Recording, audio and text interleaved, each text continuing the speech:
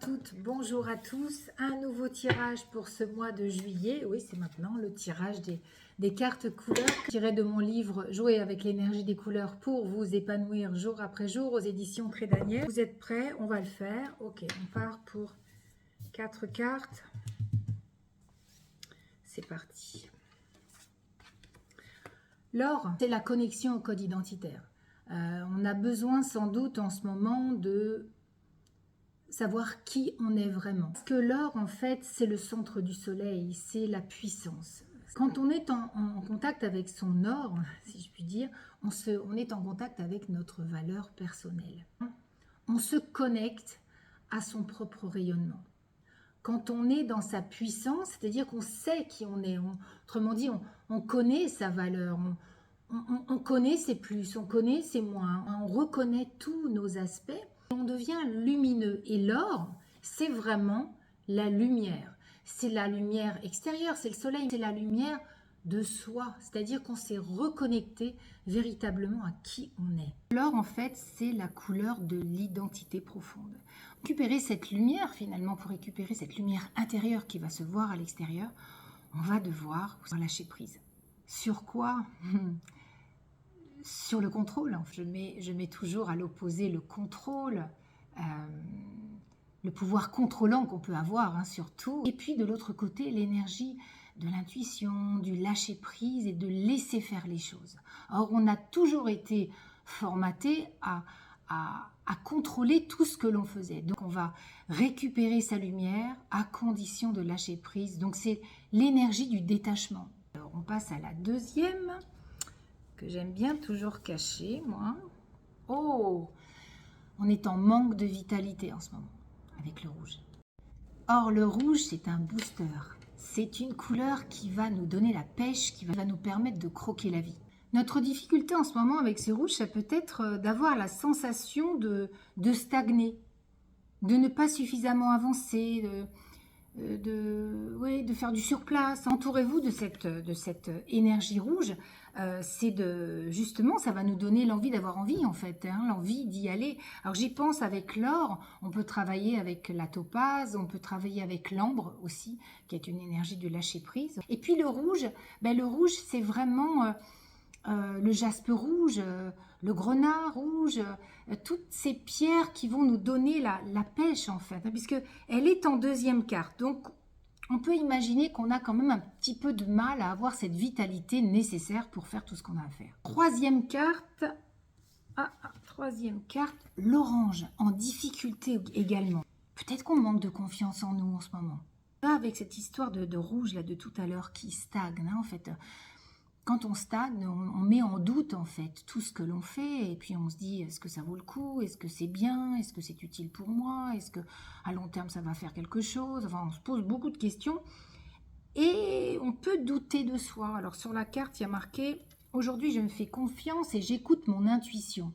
Peut-être que notre difficulté c'est aussi de ne pas suffisamment nous faire confiance et de ne pas suffisamment écouter cette petite voix intérieure, cette intuition matière. On peut aussi ressentir du stress en ce moment, on peut être, comme on dit, en insécurité émotionnelle. On peut être hypersensible, c'est-à-dire réactif à ce que l'on nous dit. Ça peut grincer aussi. L'orange, il vient là pour nous rassurer. Donc entourez-vous de l'énergie de l'orange, puis pensez à la cornaline. Entourez-vous de l'énergie de la cornaline, cette énergie de la puissance féminine, de cette confiance en soi. Cet orange, il vient là pour nous rassurer, là pour nous apaiser. On a besoin d'un recentrage. Le recentrage, c'est tout simplement se recentrer sur soi, ne pas s'évaporer, se mettre dans le silence. J'en parle souvent, de rester avec soi, parce qu'on n'est jamais seul en fait. Quand on est avec soi, on n'est jamais seul. De façon à calmer l'anxiété, calmer les doutes, calmer l'angoisse, et revenir dans son bassin, j'ai envie de vous dire. L'orange, c'est le deuxième chakra, je l'ai dit, c'est le ventre, mais juste en dessous, il y a le premier chakra avec le bassin. C'est le socle, c'est la paix intérieure, c'est l'endroit où on va bien, où on est rassuré, parce que plus on est dans ce premier et ce deuxième chakra, moins on montera dans notamment le chakra du bleu, hein, le 5e chakra du mental, qui nous fait réfléchir, ressasser, ruminer en permanence des choses.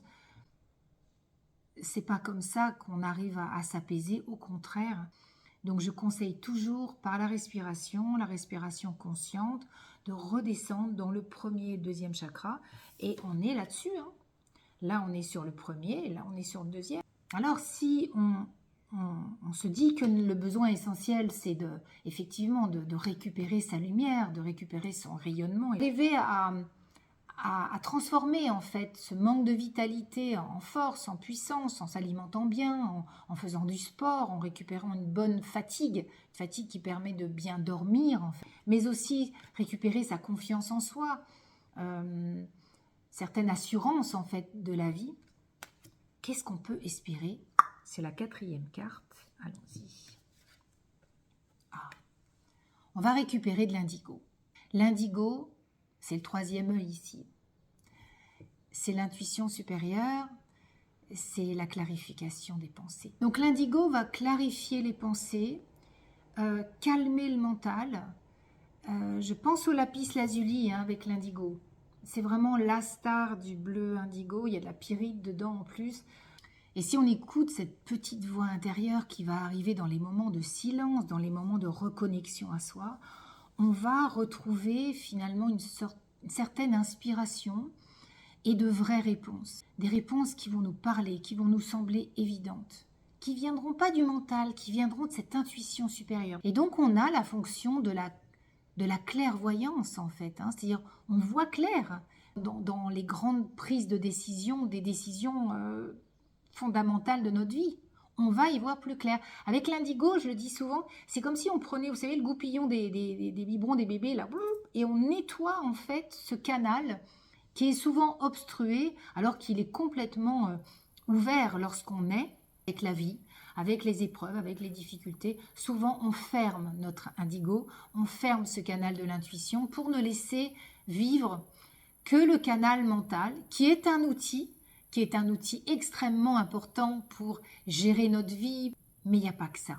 L'indigo vient nous dire, oui, laisse vie à ton intuition, écoute-la. Écoute cette petite voix intérieure qui te dit des choses. Pour certaines personnes, ça peut être des choses impensables, impossibles, parce que ça leur paraît, de premier abord, complètement fou. Et c'est le mental, en même temps, qui dit, non mais attends, c'est un grand n'importe quoi, là, tu vas te calmer quand même, parce que, où vas-tu? Non, on va vers son rayonnement, quand on écoute sa petite voix intérieure. On écoute l'or, on va vers une quête de sens très subtile. L'indigo, pour moi, c'est l'âme qui parlait. Donc, si on n'écoute pas son indigo, on n'écoute pas son âme. L'indigo, ça va nous permettre de prendre de la hauteur par rapport à ce que l'on vit. Ça va nous permettre aussi de comprendre, en fait, les messages de la vie. On est en quête de sens. Mais oui, on essaie de comprendre où on va. Pourquoi on est là? À quoi ça sert, ça? À quoi je sers? Bleu indigo, c'est vrai que ça fait partie de mes couleurs favorites. Le bleu de nuit, hein. C'est-à-dire que c'est un bleu qui a de la profondeur. Il a la profondeur du 6e chakra. Je vous souhaite un très très beau mois de juillet. Et puis je vous dis à très vite pour une prochaine vidéo. Ciao!